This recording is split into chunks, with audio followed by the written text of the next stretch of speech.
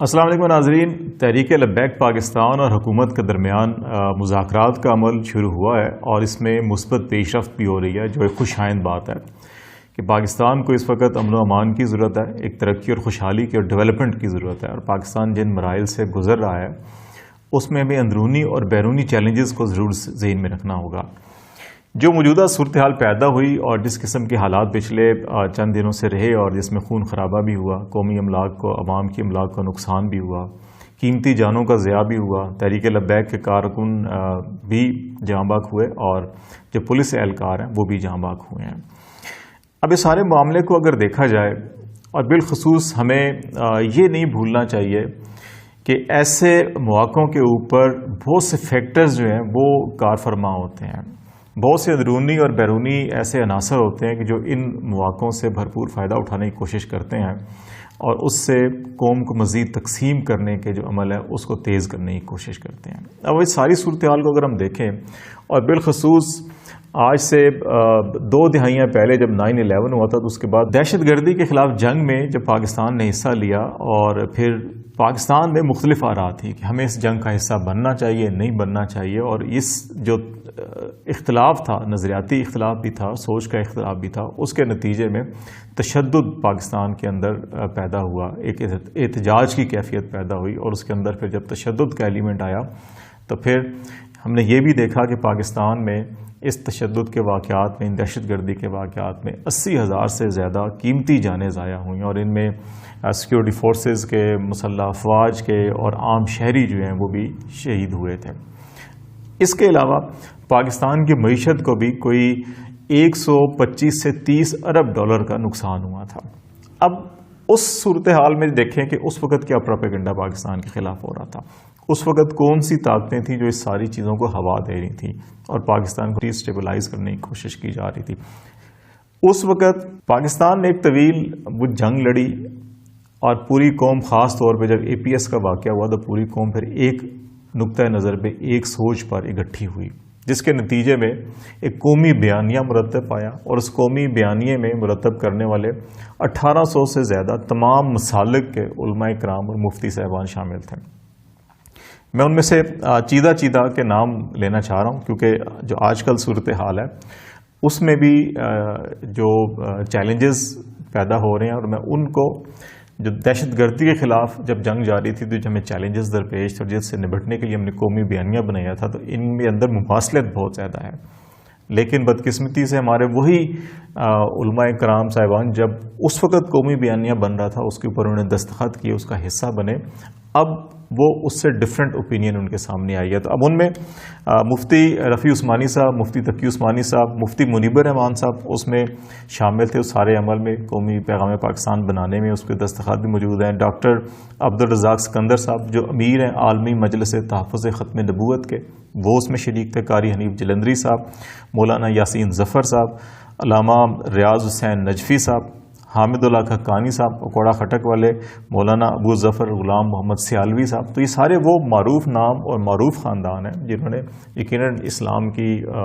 تعلیمات، ترویج اور ارشاد اور اس کی خدمات کے حوالے سے ان کی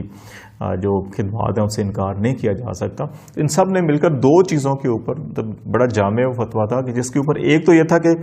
طاقت کے زور کے اوپر کبھی بھی اپنی سوچ اور نظریات مسلط نہیں کی جا سکتی، اور اگر کوئی ایسا کرتا ہے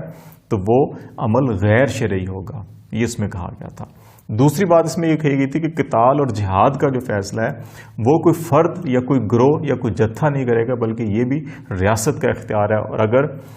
ایسا کوئی گروہ، جتھا یا فرد اس قسم کا طریقہ کار اختیار کرتا ہے تو پھر اس کو ریاست کے خلاف بغاوت تصور کیا جائے گا اور ریاست اس کے اوپر بغاوت کے مقدمات کر سکتی ہے۔ اب آتے ہیں موجودہ صورتحال کے اندر۔ اس میں پاکستان میں کوئی بھی ایسا مسلک، کوئی بھی ایسا فرقہ، کوئی بھی ایسا گروہ نہیں ہے جو رسول پاک صلی اللہ علیہ وآلہ وسلم کی جو شان ہے، جو عظمت ہے، اس کے حوالے سے کسی بھی قسم کی کوئی گستاخی برداشت کر سکتا ہو۔ یہ تو بالکل ممکن ہی نہیں ہے۔ یہ وہ واحد نقطہ ہے جہاں پہ ہم کہتے ہیں نا کہ پاکستانی قوم جو ہے کہ صوبائیت میں، سیاست میں، فرقے میں اور بہت ساری لسانی حوالوں سے، قبائلی حوالوں سے، شناخت کے حوالوں سے تقسیم ہے، اور اس کے اندر بڑی نفرتیں ہیں۔ یہ عموماً پاکستان کے بارے میں بات کی جاتی ہے، لیکن کچھ چیزیں ایسی ہیں جن کے اوپر پاکستان کی قوم اکٹھی ہو جاتی ہے. کھیل کے میدان میں کرکٹ اگر ہو تو آپ پوری پاکستان قوم کو اکٹھا دیکھیں گے. اسی طرح پاکستان کا نیوکلیر پروگرام ہو یا نیوکلیر ایسٹس کے حوالے سے کوئی بات ہو تو پوری پاکستانی قوم ایک آپ کو نظر آئے گی. اسلامی شعار کے حوالے سے اگرچہ مختلف فرقے ہیں اور بٹے ہوئے ہیں، ہمارے یہاں پاکستان کی تاریخ میں بدقسمتی سے خون ریزی ہوئی ہے، ہم نے اسلام کے نام پر ایک دوسرے کے سر کاٹے ہوئے ہیں، لیکن شان رسالت کے حوالے سے اس میں کوئی مسلک فرقے کی تفریق باقی نہیں رہتی، سب کے سب اس کے اوپر متفق ہوتے ہیں. تو یہ جو نقطہ ہے اس پہ اس دفعہ یہ کاری ضرب لگانے کی کوشش کی گئی کہ جیسے پرائم منسٹر نے ایک خطاب کیا، اگرچہ اس میں کچھ چیزوں کو سیاسی حوالوں سے انہوں نے بیان کیا جو نہیں کرنا چاہیے تھا ان کو. اس موقع کے اوپر بڑا حساس معاملہ ہے، اس موقع کے اوپر کوئی بھی سینسٹیو چیز کو یا سیاسی معاملات کو اس طرح سے نہیں جوڑا جانا چاہیے. بے شک اگر اس کے اوپر سیاست ہو رہی ہو، لیکن ایون دین اس وقت موقع جو ہے وہ ایک قومی اتفاق رائے کا ہے، نہ کہ مزید تفریق یا سیاست کا ہے. تو اس وقت جو ہمیں 3 حوالوں سے جو چیلنج ہے، جو دم درود والی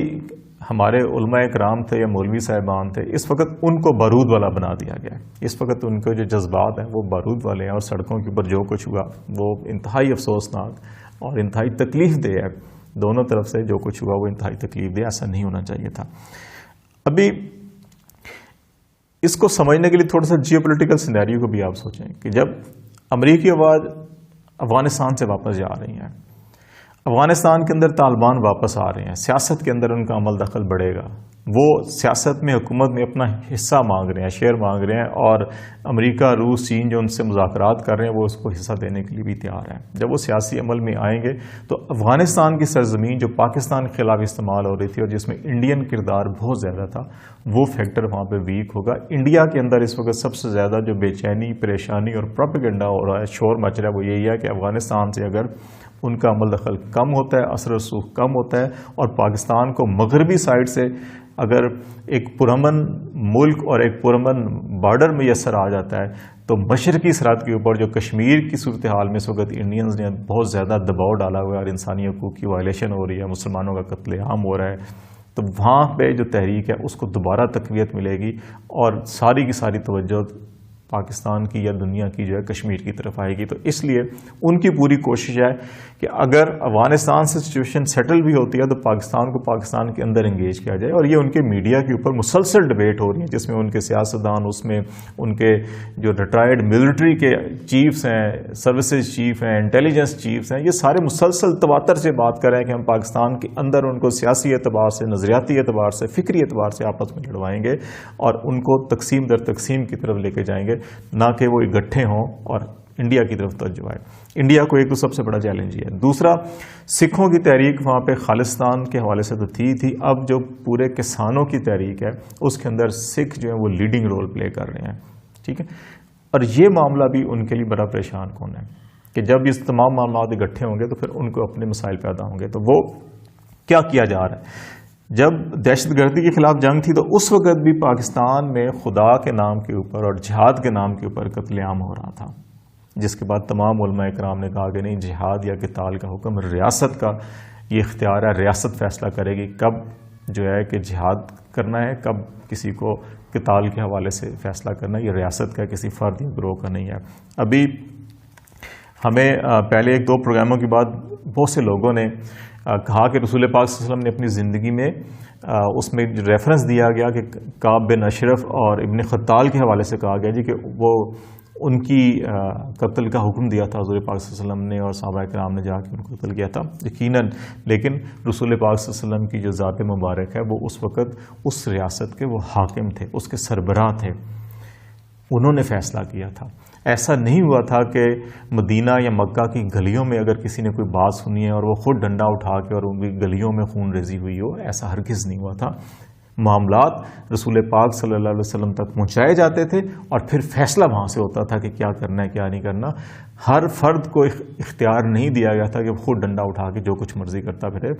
فیصلہ ہوا اور فیصلے کے عمل درآمد کے لیے ڈیوٹی لگائی گئی. تو ابھی ہمیں یہ دیکھنا ہوگا کہ پاکستان کے اندر بھی اگر ہمیں حالات ایسے پیدا کیے جانے کی کوشش کی جا رہی ہے یا کوئی سازش کی جا رہی ہے ہمیں آپس میں، خواہ وہ فرقہ واریت کے حوالے سے ہو یا کسی حوالے سے بھی آپس میں دست و گریبان ہو یا آمنے سامنے کھڑے ہو جائیں یا خون ریزی ہو، ایسا ہرگز نہیں ہونا چاہیے. ہمیں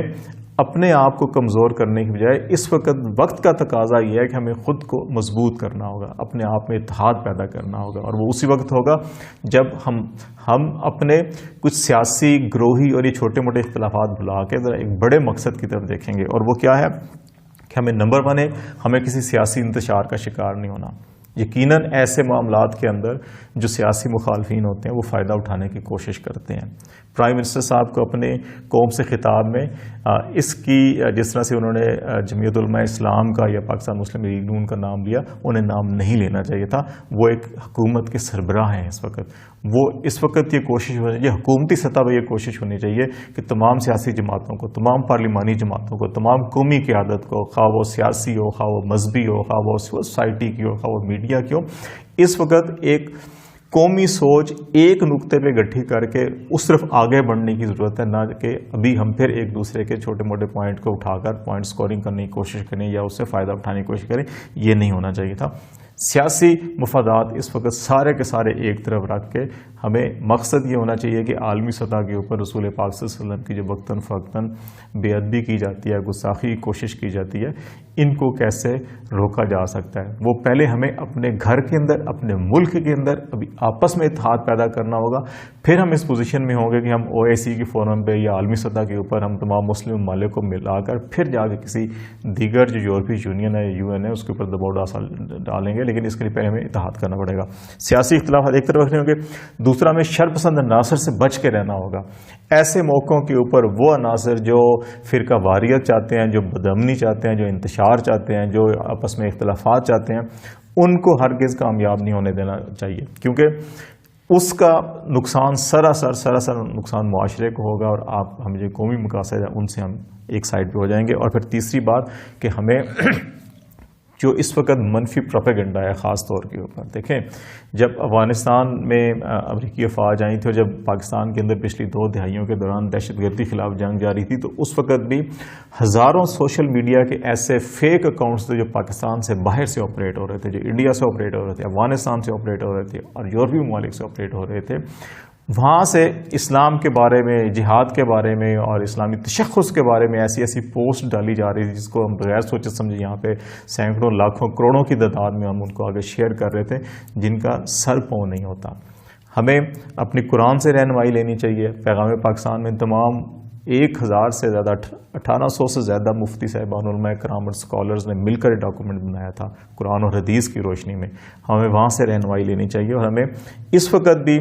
میرے واٹس ایپ کے اوپر ایسے مطلب موزمبیق، افریقہ، مڈل ایسٹ اور یورپ کے نمبروں سے میسیجز آ رہے ہیں اور ان کے اوپر ایسی پوسٹ ہیں جن کا حوالہ اسلام کا دیا گیا، لیکن جب ان کو ہم ریفرنس بک کے طور پر جب چیک کرتے ہیں، کراس چیک کرتے ہیں، تو ایسی کوئی چیز نہیں ہوتی. تو خدارا ایسی کمپین سے بچیں. یہ ہمارے اسلامی تشخص کو مجروح کرتے ہیں، یہ ہمارے اسلامی اتحاد کو مجروح کرتے ہیں، یہ ہماری آپس کی صفوں میں. تو ان سارے چیلنجز کے تناظر میں اب ہمیں آگے کرنا کیا ہوگا؟ دیکھیں حکومتی سطح کے اوپر یہ ہے کہ حکومت جو ہے تمام سیاسی جماعتوں کو، تمام دینی قیادت کو، تمام جو دانشورانہ قیادت ہے ملک کی، ان سب کو مل بیٹھ کر چاہے پارلیمنٹ کا فورم استعمال کریں یا کچھ بھی کریں، ایک قومی سوچ کو پیدا کرنا ہوگا. تفریق نہیں رکھنی ہوگی. اس قومی سوچ سے ہی آگے بڑھا جا سکتا ہے. دوسری بات ہے کہ عالمی سطح کے اوپر کیا کر سکتے ہیں. اگر ہم عالمی سطح پہ تنہا کچھ نہیں کر سکتے، اگر ہم کمزور ہیں، تو ہمیں کم از کم اپنے اسلامی ممالک سے رابطہ کر کے اپنے اندر اتحاد ہوگا تو ہم انٹرنیشنل فورم کے اوپر جا کے بات کر سکیں گے. ہمیں OIC کے فورم پہ اس کو فوری طور پر معاملے کو اٹھانا چاہیے. ہمیں ترکی ہے، ایران ہے، سعودی عرب ہے، UAE ہے، قطر ہے، مڈل ایسٹ کے سارے ممالک ہیں، ان سب کو ملا کر ایک مشترکہ لائے عمل بنا کر پھر جو ہے کہ وہ انٹرنیشنل فورمز کے اوپر بات کرنی چاہیے. گریز کیا جانا چاہیے ان عوامل سے، ان کارروائیوں سے جس کے نتیجے میں اپنے ہی ہمارے مسلمان بھائی شہید ہوں، اپنے ہمارے بھائی مسلمان جو ہیں وہ زخمی ہوں، یا ہمارے اپنی ہی املاک کا، قومی املاک ہوں یا افراد کے املاک ہوں یا ذاتی املاک ہوں، ان کو نقصان ہو، اس سے ہمیں گریز کرنا چاہیے۔ اسلام ہمیں ایسی تعلیم یا درس نہیں دیتا جس میں بے جا خون خرابہ ہو، بے جا نقصان ہو، ہمیں اس سے بچنا چاہیے۔